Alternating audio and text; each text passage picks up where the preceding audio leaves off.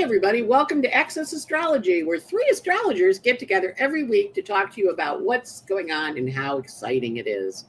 Welcome, welcome, welcome. My name is Ann Ortley. I'm an astrologer here in New York City, and I'm joined by my compadres, Heather. This is Heather Rowan Robbins from Western Montana, and Mark. And Mark Waltz from New York City.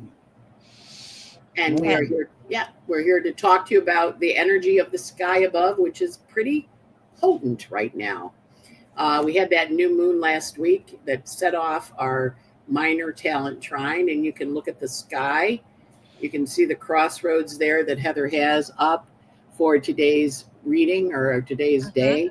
You can see the basket. See, it's called a basket with the 4 planets in trine and sextile that are happy, and then that little opposition. If it had just one more sextile, it'd be a cradle, but it's a basket. So when you're in a basket, you kind of get caught in that section where the basket is. And it can be a good caught or a bad caught, meaning, I've had people being thrilled with things that are coming into their basket, and I've had people crying because their basket ran off and left them, and they're figuring out what to do next. So they dumped the basket and took off. So it's an interesting energy. Plus, as of the new moon, we're heading into eclipse season. And the first eclipse is a full moon eclipse. And then the next eclipse is a new moon. And the beginning of the season was 0 Virgo, forming a finger of God with our talent trine, our minor grand trine out there. And the last eclipse is a 29 Virgo. So it's kind of the alpha and the omega. So we're going to have a very big process over the next few weeks as we sort out our direction in life. And then, of course, in the middle of it, Saturn is going to drop back into Pisces for a few months. So we're going to have another one of those big emotional shifts. So it's very intense sky. You got to take really good care of yourself. That whole thing of the mask coming down, put it on first before you help other people. You got to do real good self-care this next couple of weeks. What do you guys notice about it? Well, that Venus-Pluto opposition, there's often a sense of loss or honoring. The tribal elder that has led the sun dance that my mate Ren has gone to for 16 years, and danced, died just right after the new moon. And it was, pancreatic cancer. We were expecting it, but it was a heaviness that was powerful.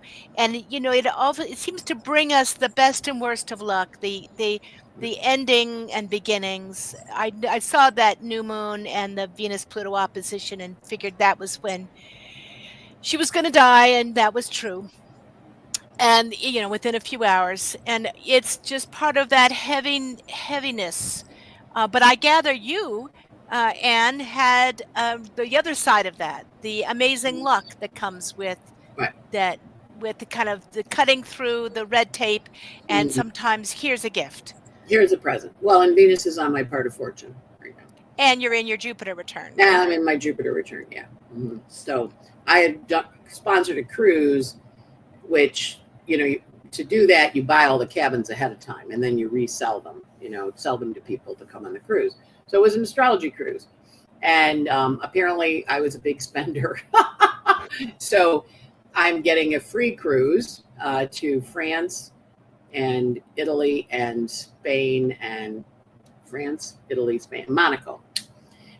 So 4 countries. And it's a food cruise where I get to eat a lot of food and learn cooking techniques and go explore local producers and, make pasta and all that kind of stuff. So, and it's one of those expensive ones. I think they want me to, obviously buy more cruises.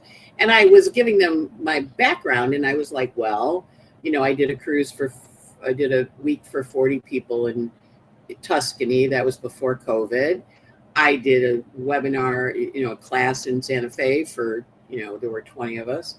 I did all these workshops, a lot of them with you guys, with, 30 up to 75 people in the New York. So I was like, I really have run a lot of classes. And I guess I'm in my take it out into the wider world place, you know. So that was my big excitement. And it came in on the alternate as I was visiting my sister, who has frontal temporal dementia, the same kind Bruce Willis has from head trauma as a kid. You know, she was very athletic and banged her head a lot, like football players get.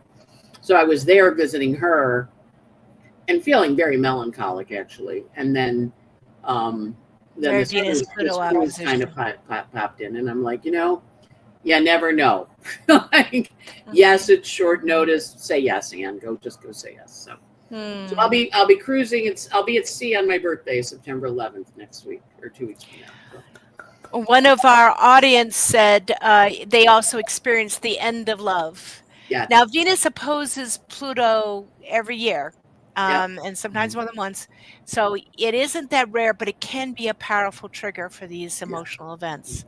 And but they said the end of love completely. And I would say this is without looking at their chart in particular, it's the end of love in this cycle. Right. But that sometimes that Venus-Pluto opens the way for a new heart opening that's really powerful. Mark, what were you going to say? Yeah, it really, it can express in different ways. And you have to, sometimes it's at the same time. You can experience the loss of love, and yet something else can play out. Pluto, Jupiter, it's a test, a test of strength of your love. So, and a strong love can go away too. It can come to an end.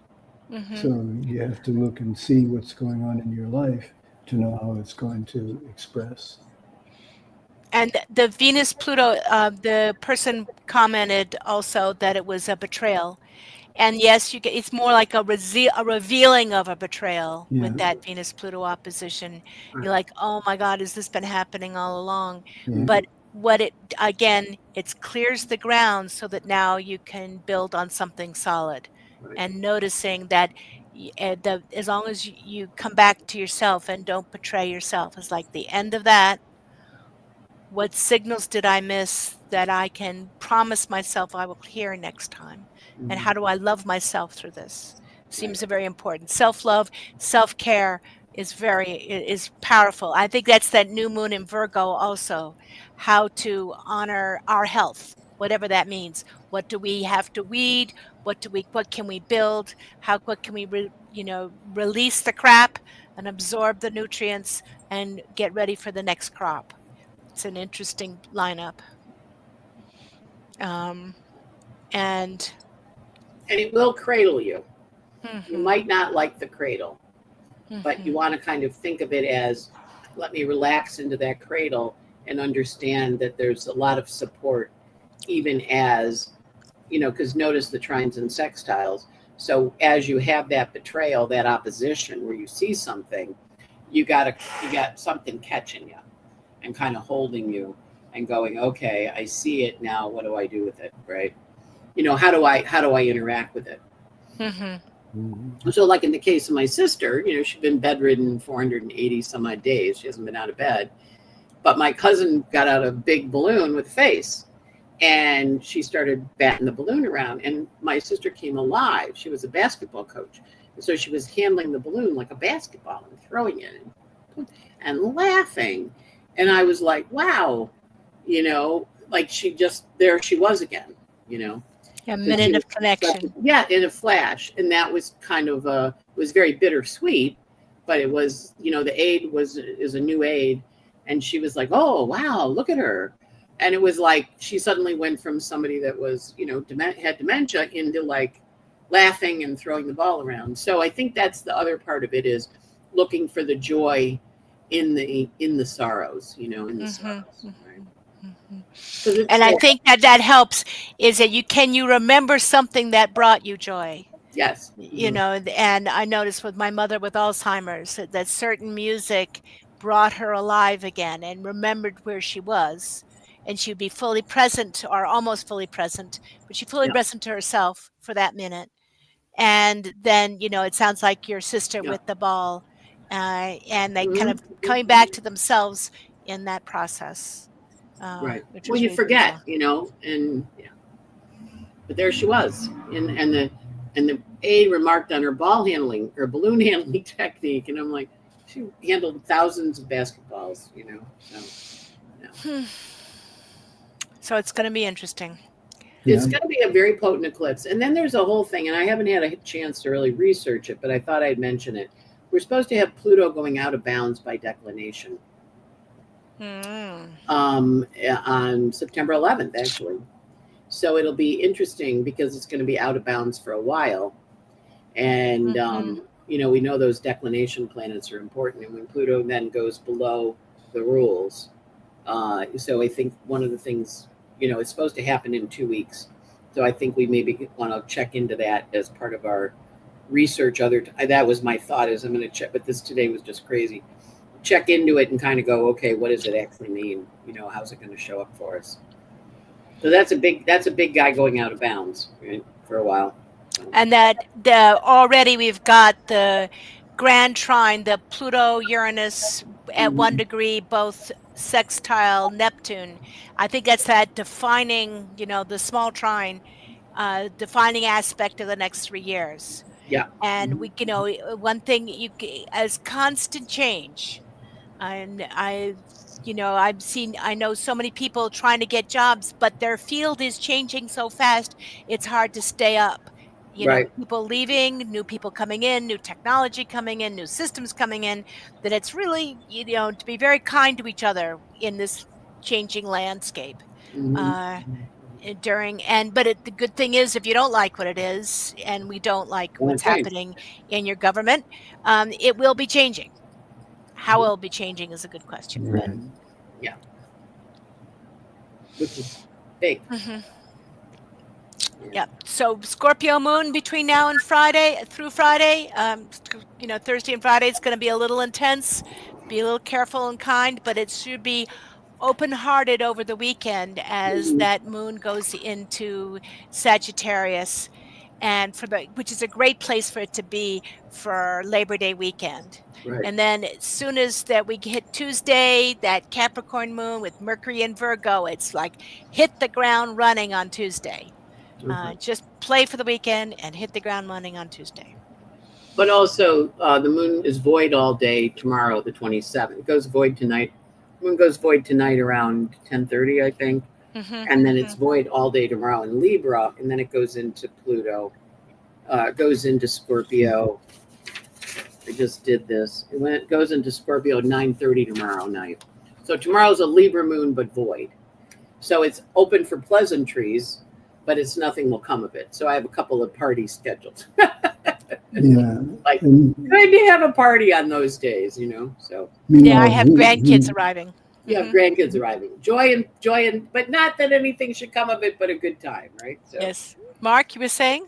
Venus is very active this week. It's kind of the week of Venus. She goes into Leo, and then there's a whole string of aspects from her to trying to that. Yeah, because there's so many planets early in the sign.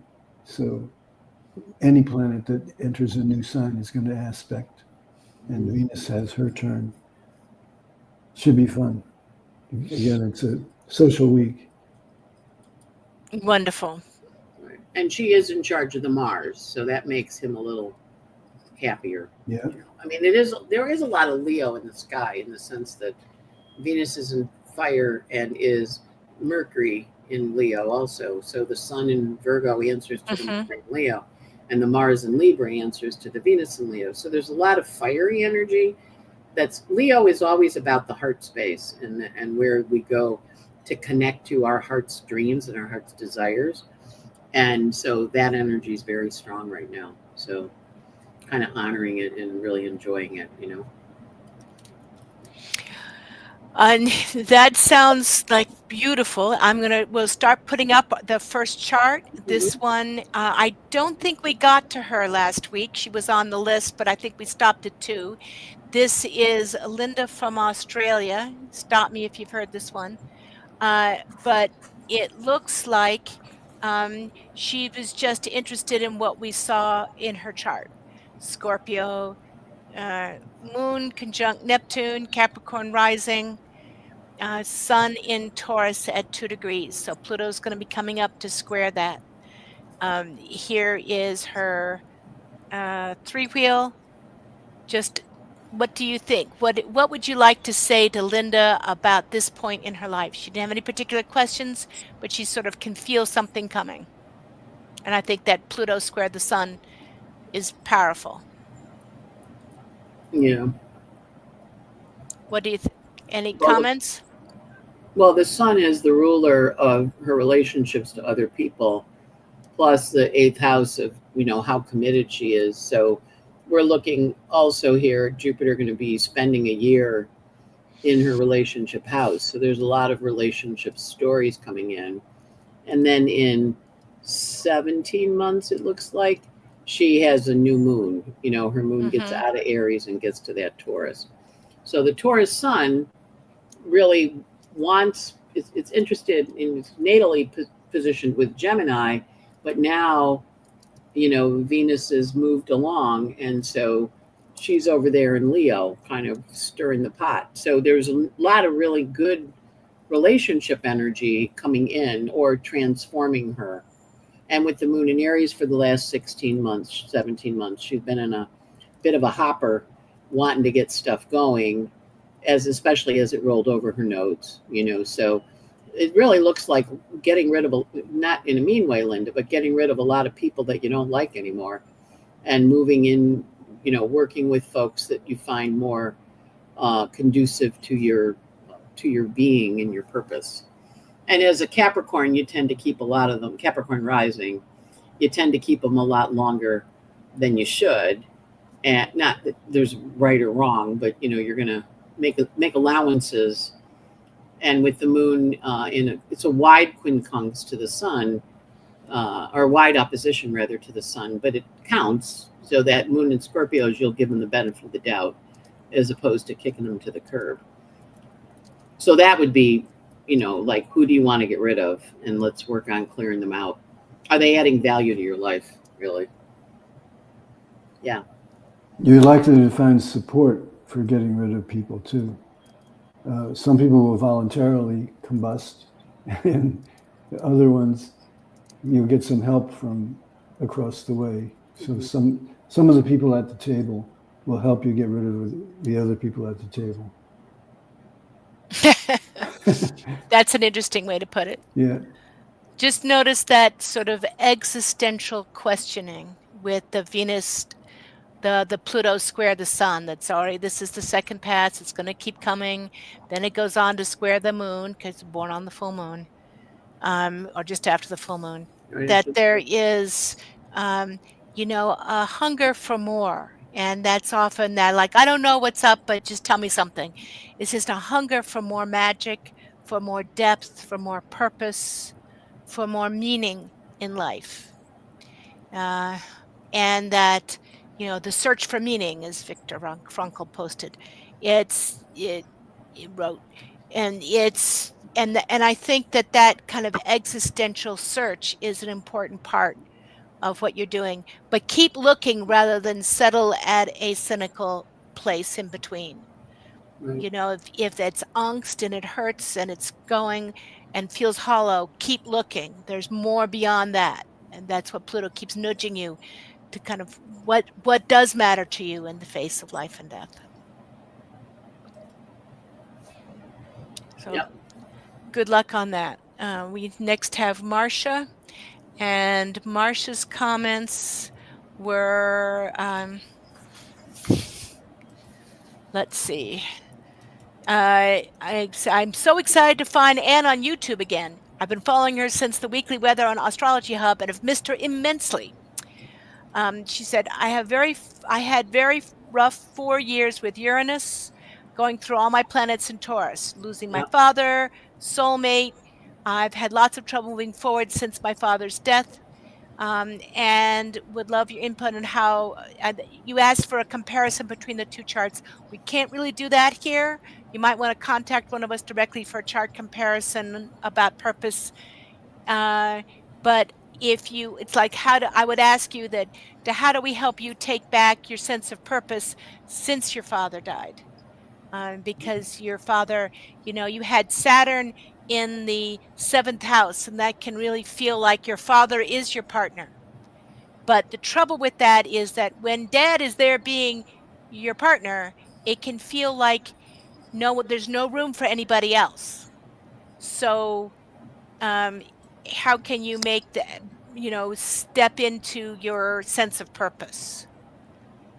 Does that and how do you manage without your dad? That Saturn trining that Venus, it looks like you two were not father and daughter, but potentially mates in another lifetime. But there's room now for you to find new life, new connections, new warmth. And uh, that's what I'm seeing when we look at this. That your progressed moon is in Aquarius. It's heading down. It's going to let you feel things more deeply in the years ahead. And Jupiter is going through your 7th house of relationship and partnership. I think has the real opportunity to bring in new people. Mm. Mark, what are you seeing? Yeah.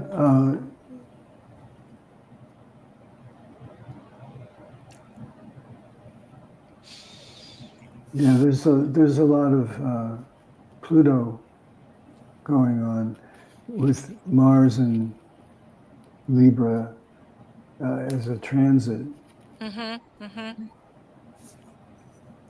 On Mars is sitting right on the Pluto. It's right on, right on the Pluto.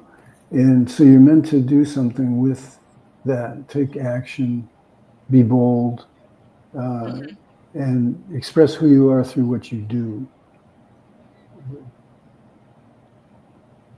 And then you'll learn who you are by doing with that Pluto Mars. So prepare for that. Don't try to figure out who you are before you do something. Let it be what you're doing that helps you figure out who you are. So sometimes it's the other way around, but you really are set up for learning from what you do. So go ahead with that. And Uranus in your 5th house, Jupiter in the 7th, there's this real opening in who comes into your life if you look for them. And what are you seeing here? My camera's frozen, so I don't know what my computer's like wild lately. Mercury's out of your shadow, babe. What are you doing up there? So anyway, glad you found me, Marcia. One of the things that I'm really noticing is that Mars Venus coming to your sun. Venus was just on it or is just coming to it. Mars is there too. By progression. And so it's been really working with your lights, your sun and your moon.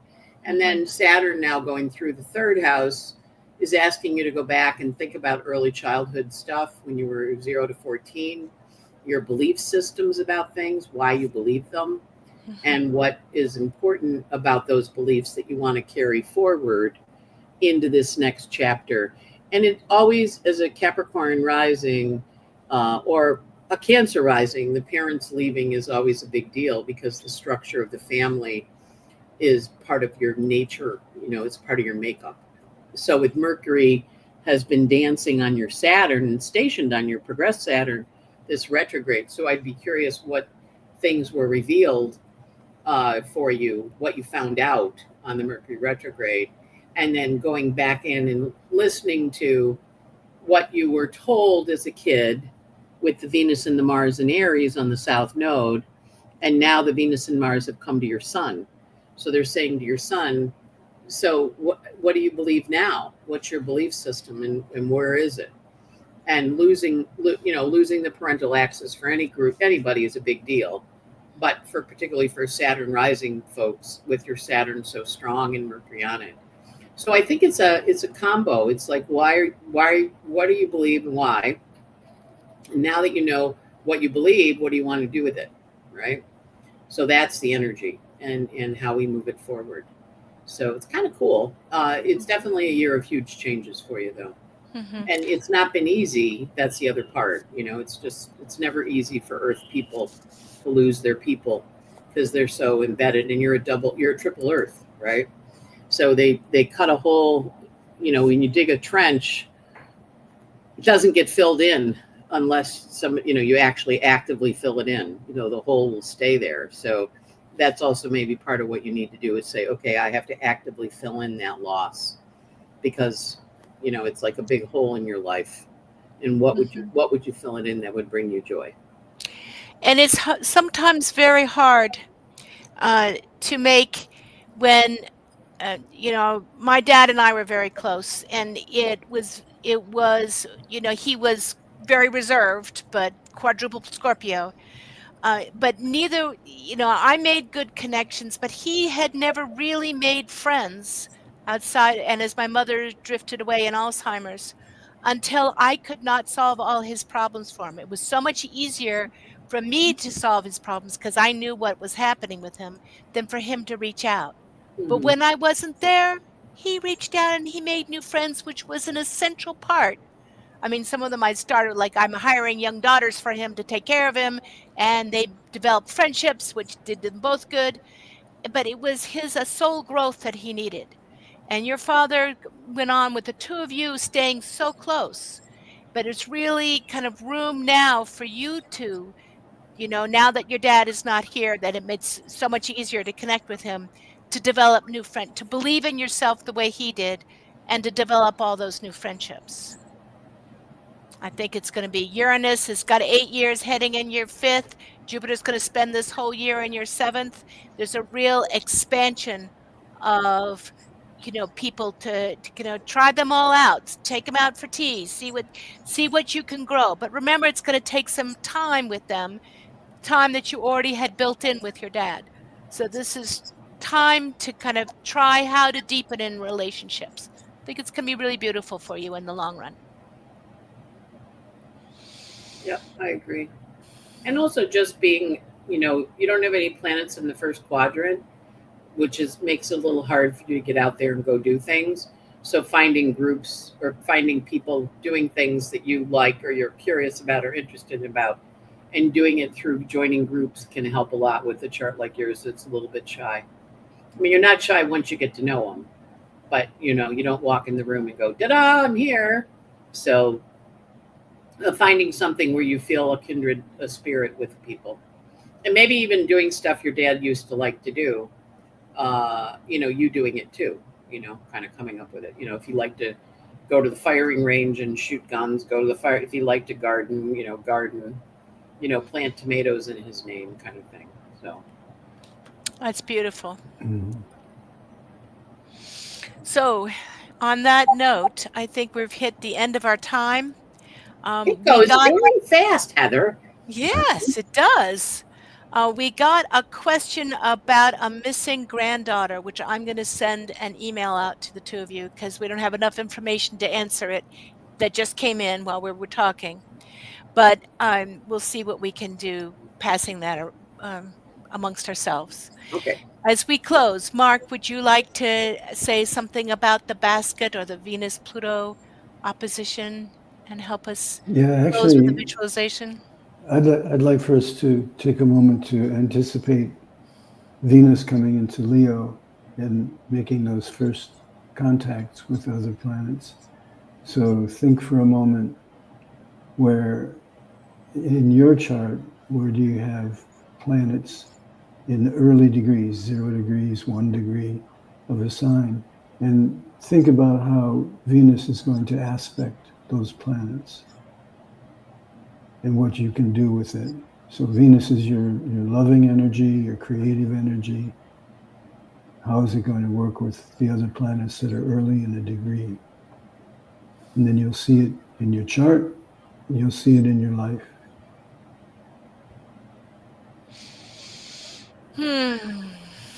Thank you, Mark. Good. And we hope you have a wonderful Labor Day weekend. So this is Heather saying goodbye from Ronan, Montana. And Ann saying goodbye from New York City. And Mark saying goodbye from New York City also. Okay. Wonderful. Thank you all for listening. Have a great week, people. Yay. So.